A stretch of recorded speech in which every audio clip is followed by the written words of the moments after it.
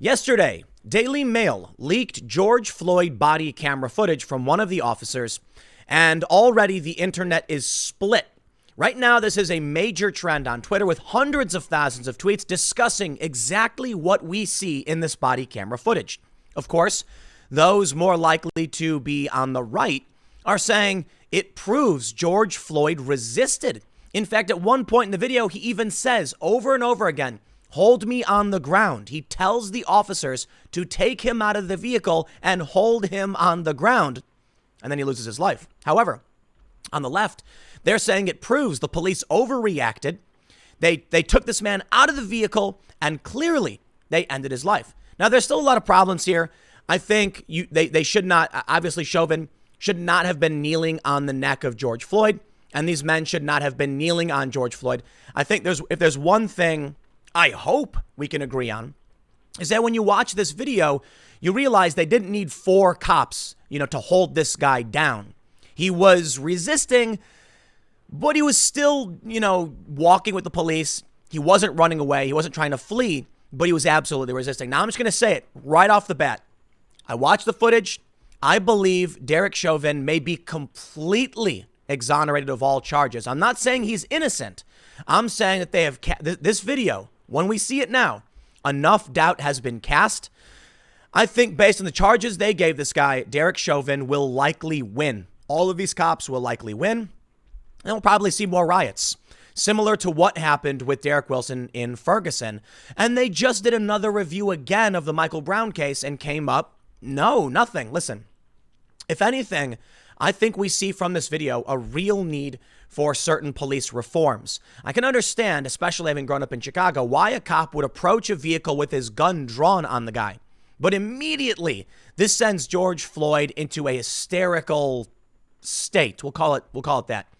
When you watch this video and you see how George Floyd is reacting, clearly freaking out. Obviously, I think it's fair to say you can sympathize. Look, man, if a cop came up to my door pointing their gun at me, I'd be, kind of freaked out. However, I've been in situations like this and I did not respond the way that George Floyd did. You can't tell how any person would respond this way. I don't think, based on the fact that somebody called in a counterfeit $20 bill or something, they should have walked up to the guy's car with their gun drawn. But hey, look, I've seen videos. I've seen cops get ambushed. I understand why that may be the case. In the end, what we see is that George Floyd, while he is walking with police, absolutely resisting, he's just not complying. It's the easiest way to put it. He's begging. He's nearly crying. He refuses to get in the vehicle. He even says, "Hold me on the ground." Based on all of these factors, based on the fact that a coroner's report said that George Floyd had drugs in his system, this is all casting doubt. What you need to understand when it comes to the legal system is not whether you can prove someone didn't do it or did do it. All that matters is, can you prove beyond a reasonable doubt the charges you have levied against the individual? In this case, you have these cops. The 3 other officers, I believe it's 3, have been charged, I guess, with aiding and abetting a murder. The only problem is if there's no murder, then how do they get convicted either? It's a very strange circumstance, and I guess we'll see how it plays out in court. But as for Chauvin, they gave him 3rd-degree murder, 2nd-degree murder, and 2nd-degree manslaughter. And all of these things, I think he's going to easily, we'll see. It might be a political conviction, which would be scary. But this cop, maybe some indifference. But when you look at how George Floyd was reacting, and when you play the video, look, man, I'm watching this video. And I think if you play a video to a jury where he says, "Hold me on the ground, hold me on the ground, hold me on the ground," I think like 3 or 4 times, they're going to be like, what should the cop have done if the man requested it several times? Now, maybe they went overboard, sure. But here's what I'm going to do. Let's read this story. And then I've got several articles explain exactly what happened. I want to talk to you about excited delirium and why they wanted to hold him down. And why look, man, I'm just going to say it. I know the left is going to be like, oh, they're going to be all angry. Criticize the cops. Criticize them for coming out with their guns. Talk about police reform. All that good stuff, fine. But you have to recognize the charges they placed on Chauvin were over the top. I think they were trying to appease the ideologues, and they're not going to be able to get this conviction. That's it. You think Chauvin is a monster, he did all these bad things? By all means, comment below and let me know all about it. I'm not saying anything about him personally. I'm just saying they charged him with crimes that they will likely not be able to prove because of this body camera footage. The Daily Mail reports, police body cam footage shows moment-by-moment arrest of George Floyd for the first time. From terror on his face when officer points the gun at his head, sobbing before he's shoved into a squad car, and begging to breathe as his life drains away. I don't want to bury this man. He's in the squad car. No one is on him. No one's standing on him. No one's holding him down. And he's saying, I can't breathe. Perhaps he was suffering from an underlying health condition. In fact, I believe the medical examiner said he was. So, look, I think it's fair to say, clearly kneeling on the guy's neck for almost 9 minutes or, 8 or so minutes played a role in this. I think it's fair to point out. But are you going to get this guy on manslaughter and murder? I really don't think so. Let's read. Body camera footage from 2 cops accused in the murder of George Floyd is revealed exclusively by the Daily Mail today. And it shows a rookie officer terrifying Floyd by pointing a handgun at his head, and another callously picking a pebble from the squad car tire just inches from the dying man and seconds before he draws his last breath.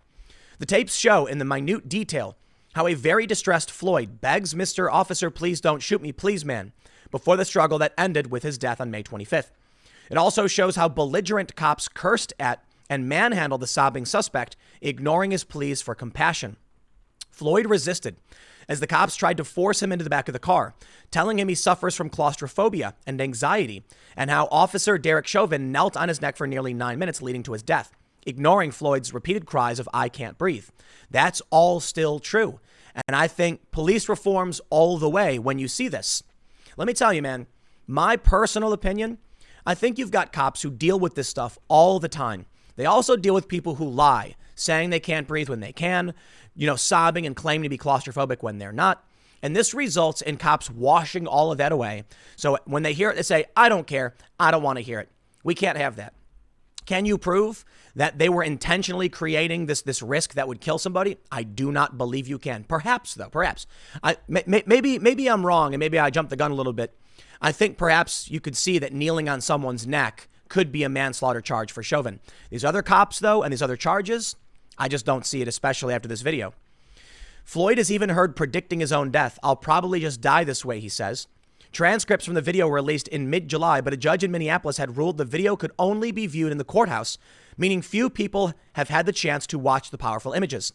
But the footage has now been leaked to thedailymail.com, so the world can finally see the tragedy of Floyd's last minutes as the cops were mindless of Floyd's anguish. Look, I'm not playing these games. The Daily Mail is clearly framing this as pro-George Floyd. I'm not playing that game. The footage includes more than 18 minutes from Officer Alex Kung's body cam and 10 minutes from Officer Thomas Lane. They were the first 2 cops to arrive on the scene after a complaint that Floyd had attempted to pass a fake $20 bill to buy cigarettes at Cup Foods, a store in the Powderhorn Park section of Minneapolis. I'll just say right up, man, somebody gets accused even of a counterfeit $20 bill. Walking up to his car with your gun drawn is a little excessive, man. Not only that, the guy was accused of having a $20 bill. This, in my opinion, this is all way, way over the top. What are you going to do? How are you going to prove the guy intentionally, that George Floyd intentionally was like, haha, I got a counterfeit 20. What if somebody passed him the counterfeit 20 and he didn't know it was counterfeit? But this is also a problem of education when it comes to the American population, how to deal with law enforcement. I'll say this first and foremost. What we're seeing here in the divide between the right and the left really comes down, in my opinion, to moral foundations. Conservatives who have a strong authority moral foundation will say, look, these are the police. They're doing their jobs. You have to understand this. When they order you to put your hands on your head and get out the vehicle, you just do it. And guess what? I would have. I've been in situations like this. The cops come up. They draw their weapons on you. They force you out of your vehicle. You comply. Now, I understand people have pride. People have ego. And they're like, who are you to tell me what okay, it's a good way to get charged. It's a good way to put yourself in unnecessary risk. And although you may have the right to bicker and fight with police, there's a strategic way to deal with this. And you know what? It seems like George Floyd was never educated on how to properly, work and deal with police. It's interesting because they always talk about the talk. You've heard about this? It's where, a black parent will explain to their kid what it means being a minority in this country and how to deal with police. I also had that talk with my dad when I was a kid as well. And he told me, when you get pulled over, turn the car off, turn the radio off, put your wallet and phone on the dash right in front of the steering wheel, roll the window down, put both of your hands on the steering wheel, at 9 and 2 or whatever. When the officer comes up, he sees your hands. Your wallet's right there in front of you. So when he asks for ID, insurance, registration, or whatever, you just reach up and grab it before the officer ever gets there. And the reason for this is you go around digging and reaching for stuff, they could panic and you could get hurt. Is that police overreacting? I think perhaps. But it seems that George Floyd didn't understand these concepts. When the officer says, put your hands on the wheel, put your hands on your head, he doesn't do it. And eventually he does. I'm not saying he doesn't at any point. I'm saying he resists. He's like, no, come on, man, no. He just, it's really, really frustrating. It is. If only George Floyd understood how to properly handle these situations. I'm not saying you should be happy that you have to do this. I believe police reform, absolutely. We shouldn't have to live in a world where this is the case, but I grew up in Chicago and I understand why the cops, why you act this way, why you put your hands up, why you put your keys and you pull the keys out of the ignition so they know you're not going to drive away. You have your wallet, your insurance, registration right there in front of you so they know when they ask you for it, you just grab it and you hand it to them and they can see what's in your hands. Maybe there's a world where we don't have to function this way, but when you live in a city with violent crime, this is the reality. George Floyd, however, was immediately emotionally reactive, and it could be that a gun was pointed in his face. And that may have been a serious mistake on the part of the officers, 100%. Maybe they could, reprimand the officer in some way or something for doing that. I don't know. But I'll just put it this way, man. None of this should have happened over a $20 bill. And it's unfortunate, and this is a class issue in my opinion.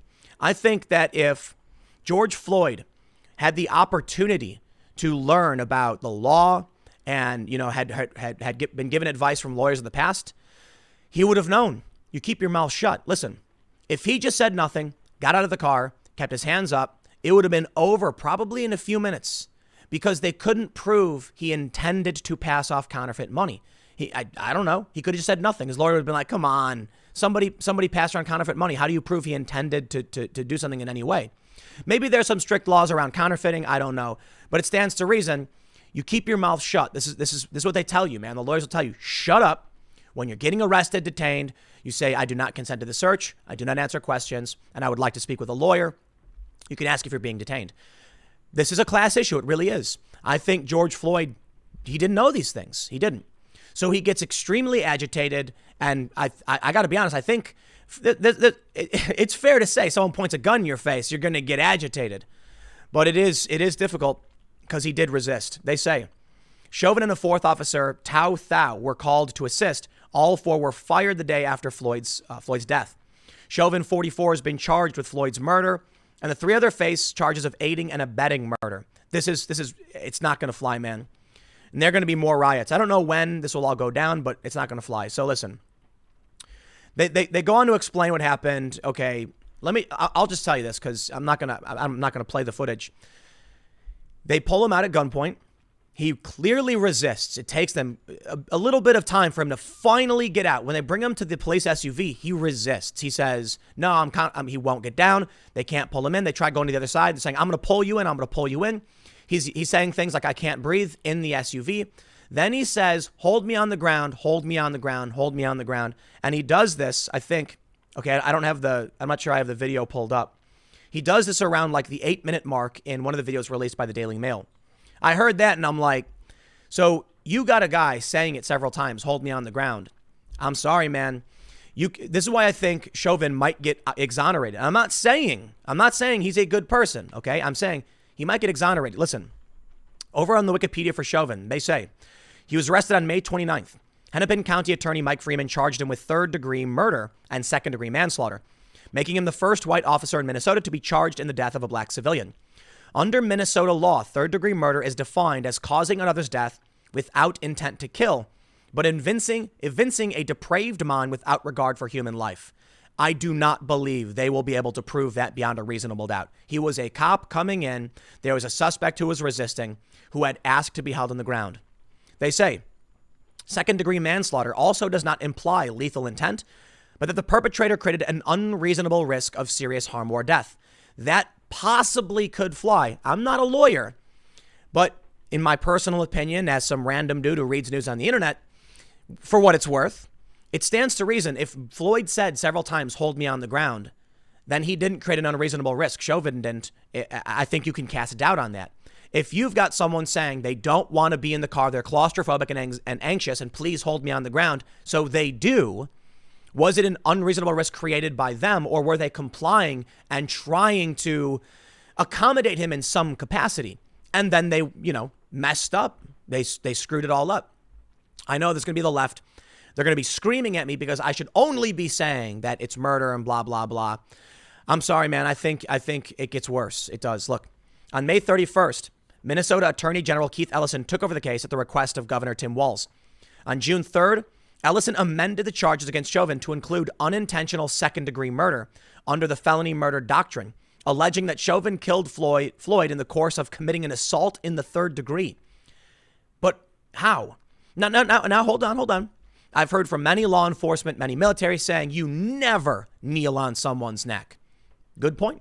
That might be it. That might be the one thing that proves manslaughter. But I don't think, I don't see how that could be felony murder. Minnesota sentencing guidelines recommend 12 to 5 years imprisonment. Ellison also charged the 3 other officers with aiding and abetting second-degree murder. Bail for Chauvin, who did not enter a plea, was set at $1.25 million, and for the 3 other officers, $1 million. Prior to Chauvin's arrest, the attorneys and prosecutors had made unsuccessful attempts to negotiate a plea bargain to cover both state and federal charges. The day before his arrest, Chauvin's wife of almost 10 years filed for divorce.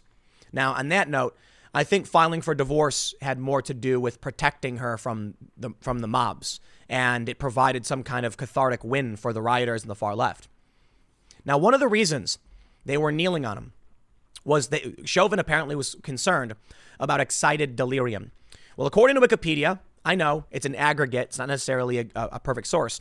They say excited delirium is not recognized by several professional medical organizations, including the APA, the AMA, and the World Health Organization. Keep that in mind. But it has been accepted by the National Association of Medical Examiners and the American College of Emergency Physicians, who argue in a 2009 white paper that excited delirium may be described by several codes within the ICD-9. Basically, they say excited delirium is a clinical diagnosis with symptoms including delirium, psychomotor agitation, and hyperandrogenic, adrenergic, autonomic dysfunction. I am not a doctor. The diagnosis was not in the 2013 Diagnostic and Statistical Manual of Mental Disorders 5 or the 1992 International Classification of Diseases. The general idea is that it's, people will get, what do they say? They say delirium, sweating, attempts at violence, unexpected strength, very high body temperature. Complications may include rhabdomyolysis or high blood potassium. Okay, maybe Chauvin was wrong. He thought this guy was going to, he was concerned about excited delirium, so they put him down. And he absolutely should not have been kneeling on this guy's neck. And based on what I've seen, although, Floyd was resisting, I don't believe that he was resisting to the extent where he was trying to flee or anything. They could have just held him next to the vehicle, So, hey, I'm not going to pretend to know what these cops should or shouldn't have done, but I will say what they did resulted in the death of an individual, and now now they are responsible for this. But I will also point out, the Washington Times says, the report also found that other significant factors, including his underlying health conditions. Mr. Floyd suffered from heart disease, and that he also exhibited fentanyl intoxication and recent methamphetamine use. Well, listen, man, when we talk about the charges against Chauvin, we are not talking, what we're talking about is a reasonable doubt. Perhaps the jury pool will be tainted in Minnesota. Maybe they'll move venues to try and get an impartial jury. I don't think anybody in this country is ignorant to the details to some degree, right? I think you'd be hard pressed to find someone who didn't already hear about the story, and perhaps he won't even be able to get a fair trial. And that's going to be another problem for prosecutors because you have a constitutional right. I think that Chauvin ultimately did some wrong, but it doesn't matter what I think. It doesn't matter what my opinion is. I'm asking the question about reasonable doubt. You must prove beyond a reasonable doubt that Derek Chauvin created an unnecessary risk and that he, was engaging in third degree assault. Then if you can't prove any of those, how do you claim that these other cops were engaging in, aiding and abetting murder? That's why I think this footage may now actually get these cops off. They may ultimately be exonerated. But I'll tell you what, man, if there's anything I've seen from this, we desperately need police reforms. Not in the way that the far left has been going about them with defunding and with abolishment and with attacking the moral character. It's simply saying, you know what, man, I personally understand the circumstances in which these cops were worried or scared enough that they'd want to pull out their weapon when approaching this vehicle. And that was a very, very stupid mistake. It should not have been done. And it ended in Floyd freaking out. Then you had Floyd who you know, listen, to a certain degree, it's not the responsibility of the populace when the authority, okay, look, if you want to have respect for authority, they're the ones who need to understand how to deal with these circumstances.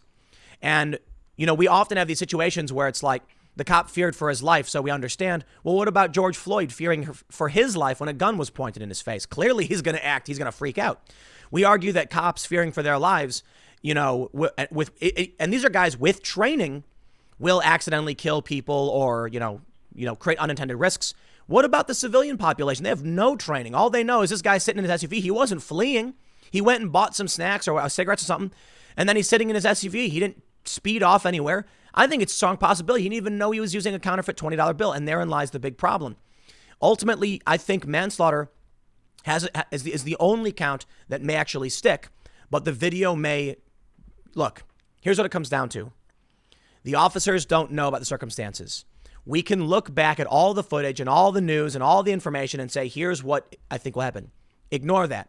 What it comes down to is the cops got a call. They walk up to an SUV. Here's a guy.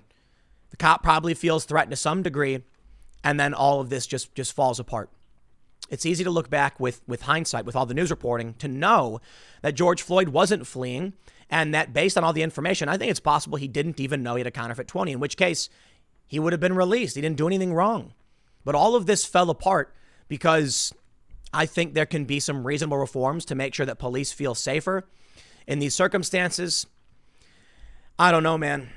You know what? I got to be honest. It may be wishful thinking, because what can you really do? Can we do civilian training programs to let them know how to, you know, to properly respond to police and protect their rights? Do we do better police trainings? But then how do you stop a cop from fearing for his life, even in a situation where his life may not have been at risk? I don't know, man.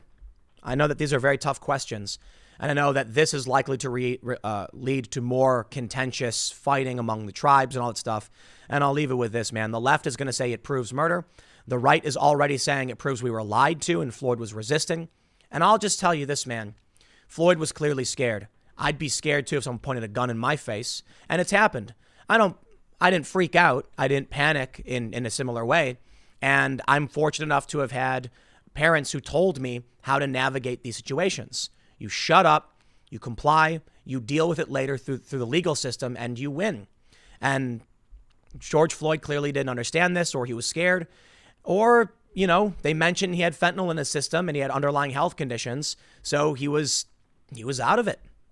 Ultimately, there's a fair point to be said about drawing your weapon on somebody, but it's also important that people note the nuance of the circumstance, why the cops behave they do, what people should do in the situations, the fact that we don't educate people the best way to deal with police, to work with police, to navigate the situations, and then it leads to chaos with two sides arguing who is right morally and who is wrong. Look, man, personally, it is frustrating to watch George Floyd resist when it's like, dude, I understand. But after they put the gun away and they cuff him and they're walking away, just sit down, calm down, and stay quiet. But he freaked out the whole time. And again, I can understand why. Ultimately, it leads to a death that shouldn't have had to happen. And now I think based on this footage, I think the cops are going to get released. I maybe a mistrial because of the jury problem. We'll see. But I think when you watch this footage, it shows that I don't believe there was an intent. I think it was just an unfortunate set of circumstances. If the cops are like, look, he's clearly resisting, they're gonna be like, he was. And then the I guess the other side, the defense of George Floyd, are gonna say, yeah, but he's panicked and scared. That's true too. What do? I think then you see that the simple solution is some kind of better training reform. Because, like I said, man, if George Floyd wasn't running away, then they could have held on to him and figured out a different way to deal with this. And maybe an ambulance would have stopped all of this. Before he said, I'm claustrophobic, I'm anxious, I don't want to get in. Okay, call in an ambulance. Lay him down in a stretcher. He'll be in a much bigger space, right? I'm not going to pretend to be the expert. I can only tell you that this casts doubt. That's the important factor. This video casts doubt. The left probably won't want to hear it, but that's a fact. Okay, maybe not a fact. It's my opinion. I'm not a lawyer. I'll leave it there. Next segment's coming up at 1 p.m. on this channel, and I will see you all then.